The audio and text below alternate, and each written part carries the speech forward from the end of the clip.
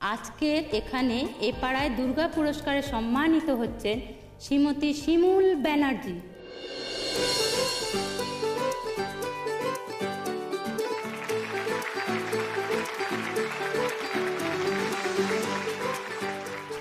আমি মানে মানেটা তো আমিও বুঝতে পারছি না। দেখো এটা কিন্তু ঠিক হচ্ছে না। হ্যাঁ, এটা খুব খারাপ হচ্ছে, এটা পার্সিয়ালিটি করা হচ্ছে। দেখো আমরা কিন্তু কিছু করিনি। যাও তুমি তাহলে বিচারকদের সঙ্গে গিয়ে কথা বলো। কুছ ভি। হ্যাঁ বৌমা, বলি বৌমা, তুমি পুরস্কার পেয়েছো গো। যাও যাও যাও যাও। হ্যাঁ, তোকে ডাকছে, তুই যা। আমার সোনা বৌদি, লক্ষ্মী বৌদি, জানো আমি এটাই গেস করেছিলাম। চলো চলো, আমি তোমাকে নিয়ে যাচ্ছি। আরে চলো, মানে কি হচ্ছে মা বলো তো, আমাকে কেন? তোমাকে কেন? তুমি পেয়েছো পুরস্কার। যাও যাও যাও যাও যাও চলো যাও। আরে আমি যাবো তোদের সাথে। আরে বাবা আমি যাচ্ছি না, মানে আমি জাস্ট ওপরটাই তুলে দেবো। চলো। জানি জানি জানি সবার একটু দেরি হয়ে যাচ্ছে, আমাদের সময়েরও দাম আছে, আর এই হলটাও তো আমাদের খুব তাড়াতাড়ি ছেড়ে দিতে হবে। তাই শিমুলকে অনুরোধ করছি তাড়াতাড়ি স্টেজে এসো। ওই দেখো, দেখেছো? চলো চলো চলো। আমি যাবো, আমি পরের দিয়ে তুলে দিতে যাবো।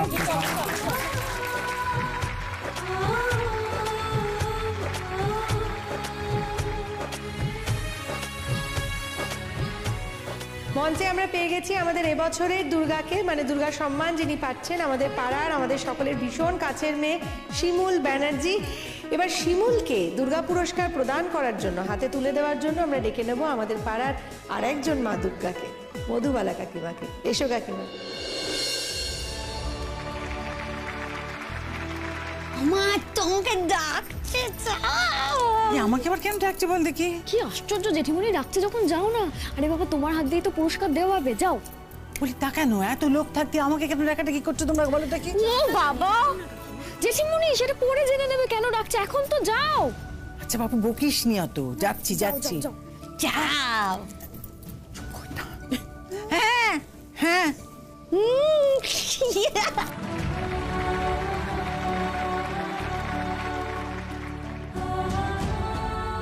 জোরে হাততালি।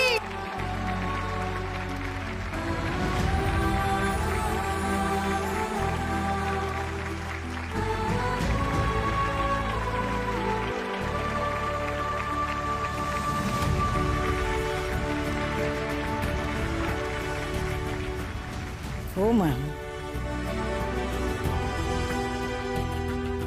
অনন্য এক মুহূর্ত, দারুণ একটা মুহূর্তের সাক্ষী হয়ে রইলাম আমরা।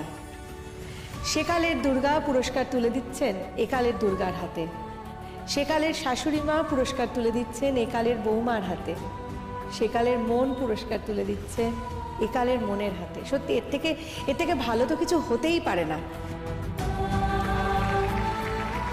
হ্যাঁ হ্যাঁ, জানি জানি আপনাদের ভীষণ ভালো লেগেছে, আপনারা হাততালিতে ভরিয়ে দিচ্ছেন, কিন্তু শুধু হাততালি দিলে তো হবে না।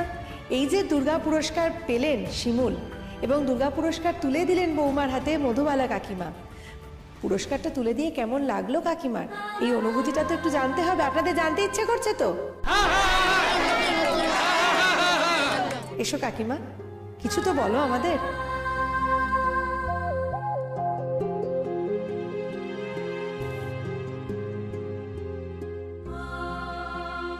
আমি ওই সেদিনই বলেছিলাম যে আমি এইসব যন্ত্রপাতিতে কথা বলতে পারি না, তবু যা হোক একটা কথা তো বলতেই চাই।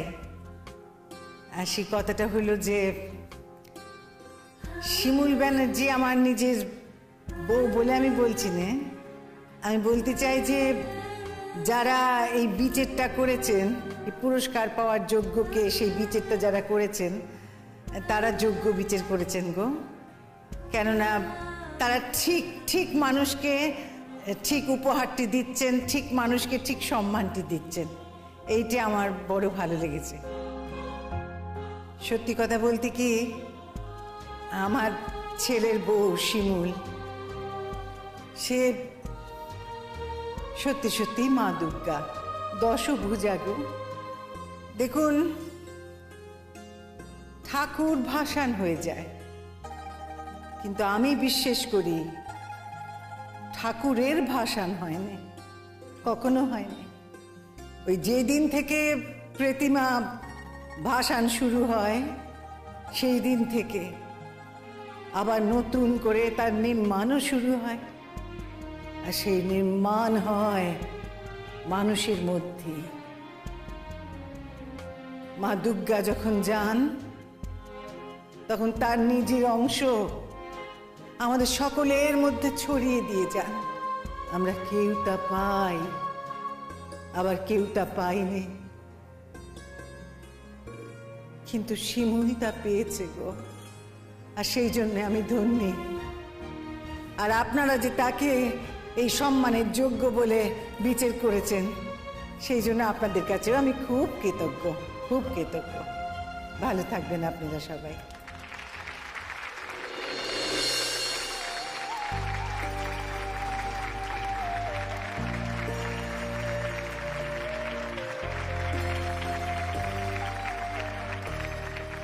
আমাদের কাকিমা কিন্তু বলতে পারি না কিছু বলার নেই বলে দারুণ বললেন। তুমি নাকি কথা বলতে পারো না, এত সুন্দর বললে। এবার আমাদের দুর্গা পুরস্কার যিনি পেয়েছেন সেই শিমুল, আমাদের খুব প্রিয় শিমুলের কাছ থেকে শেষ কথাটুকু শুনে আমরা আজকে আমাদের অনুষ্ঠান বিজয় সম্মেলনী শেষ করব। আয় শিমুল। ও কি কথা, যাও যাও যাও, বলো কি, যাও যাও।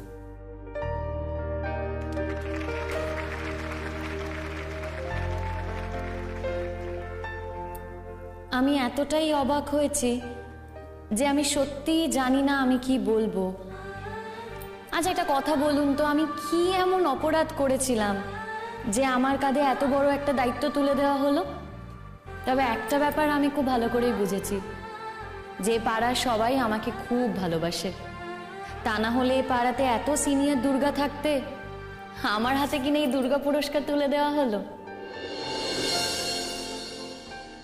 তবে হ্যাঁ, মা যে কথাটা বলছিল আমিও সেটার সাথে একমত। দুর্গা একটা শক্তি, সেই শক্তির কখনো বিনাশ হয় না, সেই শক্তির কখনো ক্ষয় হয় না, সেই শক্তি অবিনশ্বর। শক্তি শুধু রূপান্তর হয়। মা দুর্গা চলে যান, কিন্তু সেই শক্তি রূপান্তর হয় আমাদের মধ্যেই। তাই আমি সবাইকে বলছি, আমরা সবাই মিলে এক হয়ে দুর্গা হয়ে উঠতে পারি না? পারি তো। আর আজ যেই পুরস্কার আমার হাতে তুলে দেওয়া হলো, এখানে যে মেয়েরা আছে সব মেয়েদের প্রতিনিধি হয়ে এই দুর্গা পুরস্কার আমি আমার কাঁধে তুলে নিলাম।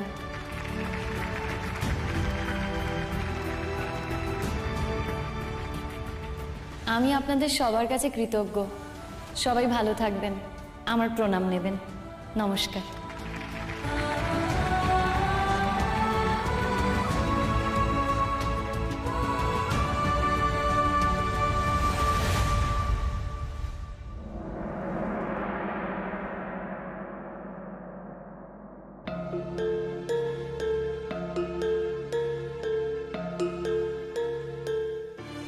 বলি, নাম কে?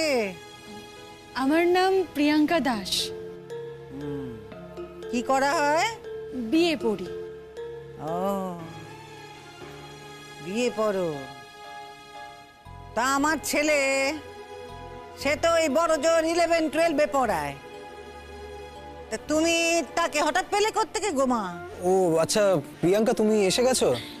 তুমি ঘরে যাও, দাদা না ঘরে আছে। তাই দাঁড়া, দেখতে পাচ্ছিস না মা কত বলছেন? আমি একজন অঙ্কের মাস্টারমশাই খুঁজছিলাম। আমি তো অঙ্ক নিয়ে পড়ি, তাই আমি একজন অঙ্কের মাস্টারমশাই খুঁজছিলাম।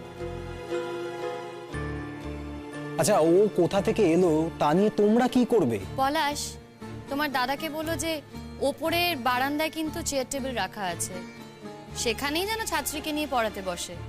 বেডরুম তো আর পড়াশোনা করার জায়গা নয়। ও আচ্ছা প্রিয়াঙ্কা, তুমি এসে গেছো? হ্যাঁ চলো ঘরে চলো। ও কি কথা, খবরদার ঘরে যাবে না। যাও, সোজা যাও, ওপরের বারান্দায় যাও, ওখানে পড়াশোনার ব্যবস্থা করা আছে, ওখানে গিয়ে পড়ো। ওকে যাও, ঘরে নয়। বলছি, তুমি তো কলেজে পড়ো। যার কাছে পড়তে এসেছে উনি কিন্তু অনেকদিন আগেই এমএসসি পাশ করেছেন অনার্স নিয়ে। আর উনি তো তোমার মতো স্টুডেন্টদের পড়ান না, তাই কথাটা বলছিলাম। মানে তোমাদের এখনকার পড়াশোনা উনি যখন পড়েছেন সেটা তো একরকম নয়, তো উনি কি তোমায় পড়াতে পারবেন? ও আচ্ছা, দাদা কি পড়াতে পারবে কি পারবে না সেটাও এখন তুমি বলে দেবে? হ্যাঁ, একজন স্টুডেন্ট নিজে থেকে পড়তে এসছে, আচ্ছা তোমার কি অসুবিধা বলো তো? থাক পলাশ, ছেড়ে দে, এসব কথায় গুরুত্ব দিস না। প্রিয়াঙ্কা তুমি এসো। আর মা, আমি আমার নিজের রুম ছাড়া পড়াতে ঠিক কমফোর্টেবল ফিল করবো না। ওখানে আমার নিজস্ব কিছু কাজও আছে, ওখানে আমি খাটে বসে পড়াবো। মা ওকে না বারণ করুন, খাটটা কিন্তু পড়ানোর জায়গা নয়। আচ্ছা শিমুল, তুমি তো ওই ঘরে থাকোই না, তোমার তো অসুবিধা হওয়ার কথা নয়। আমি যতদূর জানি এই বাড়িটা আমাদের, আর ওই ঘরটাও আমারই ঘর। দেখো, আমার বলার কথা আমি বললাম তোমাদের, কথাটা অন্যভাবে নিও না। আর এটা তো সত্যি যে ঘরটা তো পড়ানোর জায়গা নয়, বাইরে চেয়ার টেবিল রাখা আছে, সেখানে পড়াতেই সুবিধে হবে, তাই কথাটা বলছিলাম। বলি ঠিক কথাই তো বলেছে, এই ঘরের মধ্যে ঢুকে কেউ পড়ায় নাকি? যাও ওপরে গিয়ে পড়াবো, যাও। আচ্ছা মা, তোমরা কি এখন ঠিক করে দেবে দাদা কোথায় পড়াবে না পড়াবে? হ্যাঁ, সবকিছুর কিন্তু একটা লিমিট আছে, তোমরা সেই লিমিটটা ক্রস করে যাচ্ছ। বলছিলাম যে স্যার, আপনি যদি মনে করেন তাহলে কিন্তু আমাদের বাড়িতে এসে পড়াতে পারেন। আমাদের বাড়িতে কোনো অসুবিধে নেই, কিন্তু আমি তো আপনাকে বলেইছিলাম আপনি আমার বাড়ি এসে পড়ান। আপনিই বললেন যে না, আপনার বাড়িতে প্রবলেম, সময় হবে না আমাদের বাড়িতে এসে পড়ান। কোনো প্রবলেম নেই আমার, এসো তুমি আমার সাথে, এসো। ফল কিন্তু ভালো হবে না।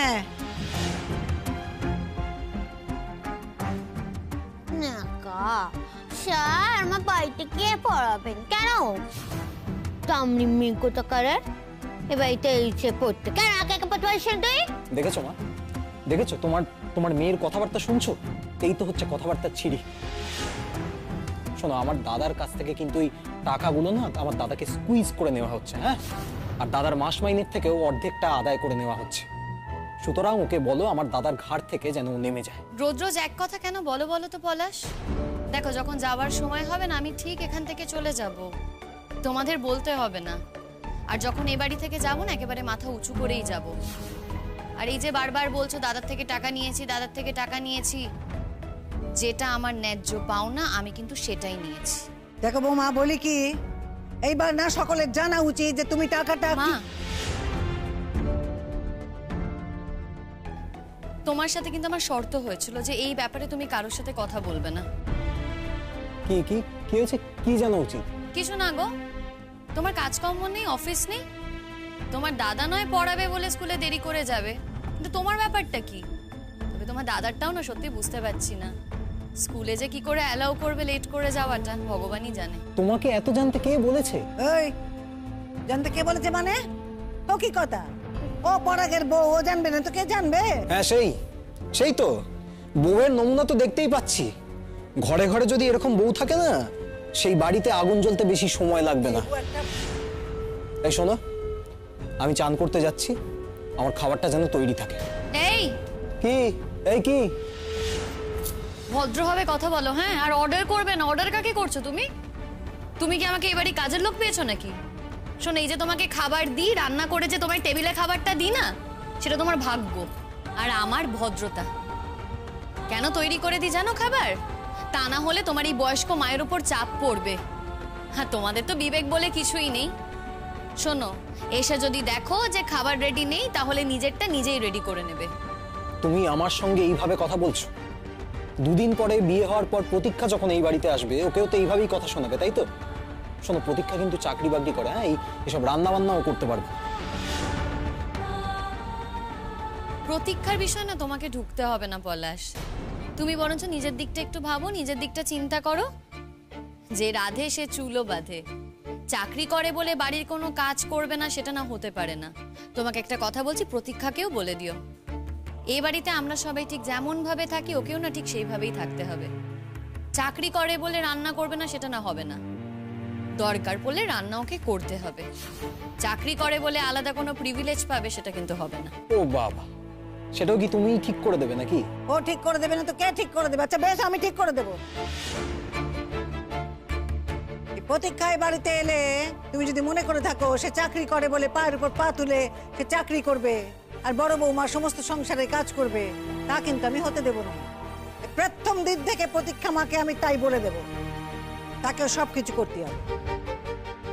প্রয়োজন হলে সে তার চাকরির টাকা দিয়ে নিজের লোক নিজে রেখে নেবে, কিন্তু বড় বৌমা তার কোনো কাজ করতে পারবে না। মা তুমি চিন্তা করো না, আমি না নিজেকে প্রোটেক্ট করতে জানি।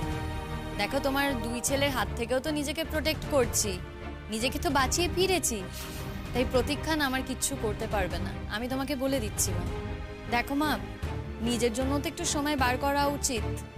আমি ভেবে দেখেছি আমি যদি নিজের জন্য সময় বার না করি না তাহলে নিজেরই ক্ষতি হবে। আমারও তো কিছু কাজকর্ম থাকে, তাই সবকিছু সামলে আমি এবার থেকে নিজের জন্য সময় বার করার কথা ভাববো। তোমার আবার ভাববার কি দরকার? ঘরে বসে বসে প্রতি মাসে টাকা পাবে, তোমার আবার ভাবনা। হায় রে, সত্যি কথাটা যদি তোরা জানতিস।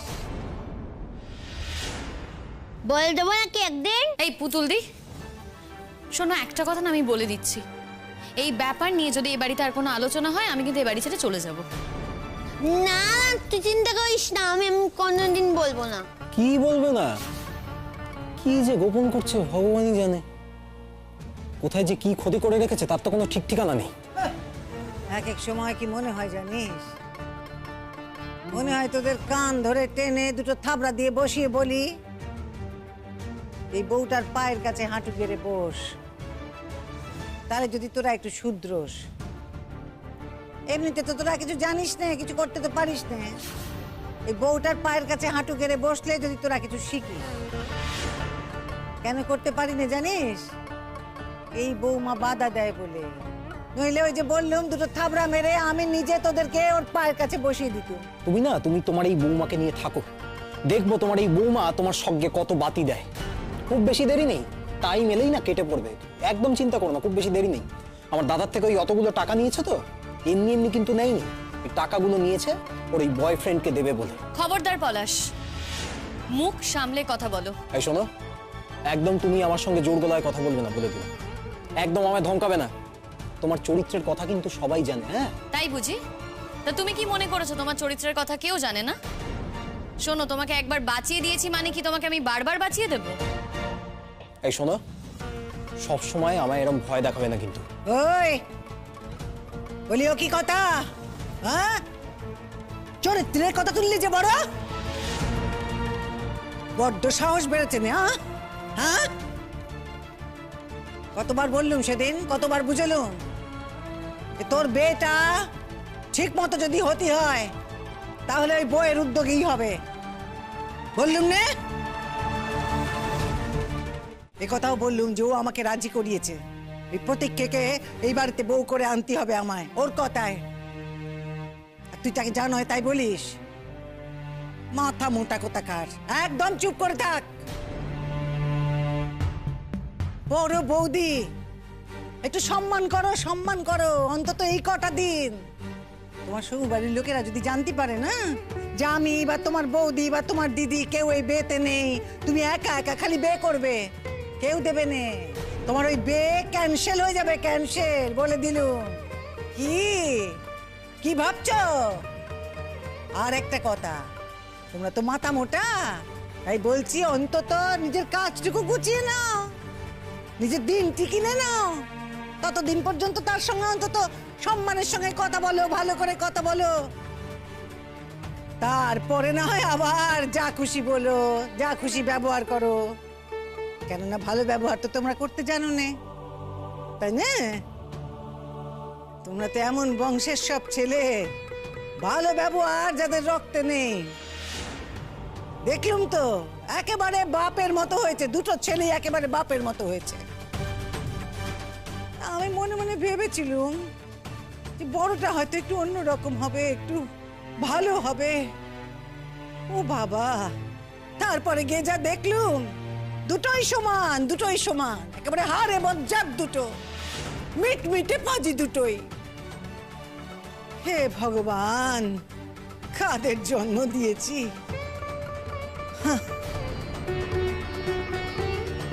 এই ডেরিভেটিভটা বুঝতে পারলে তো? এরপরে কিন্তু আমরা এটার আবার ডাবল ডেরিভেটিভে যাব। হ্যাঁ, একটা কথা জিজ্ঞেস করবো, মানে তোমার পড়াশোনা ছাড়া অন্য কিছু ইন্টারেস্ট? সিনেমা দেখা। তাই? ও, তো এর মধ্যে কি ছবি দেখলে? কারেন্ট যা যা সিনেমা আসে সবই দেখেনি, আচ্ছা। তবে নতুন যে সিনেমাটা বেরিয়েছে ওটা দেখা হয়নি। ও, বলছিলাম স্যার, আপনি সিনেমা দেখেন? সিনেমা? ভালো প্রশ্ন করলে প্রিয়াঙ্কা। সিনেমা, আমার জীবনের কথা আর কি বলবো বলো, নতুন করে আর কি বলবো। একটা মেয়েকে বিয়ে করে বাড়িতে নিয়ে এলাম, তারপরে দেখলে তো তুমি আসার সময়, বুঝতেই পেরেছো নিশ্চয়ই। না, অ্যাকচুয়ালি স্যার প্রতীক্ষা দিয়ে আমাকে সবকিছুই বলেছে। আপনার খুব দুঃখ। আমার দুঃখের কথা আর নতুন করে কি বলবো বলো, দুঃখের কথা শুনছেই বা কে আর বুঝছেই বা কে।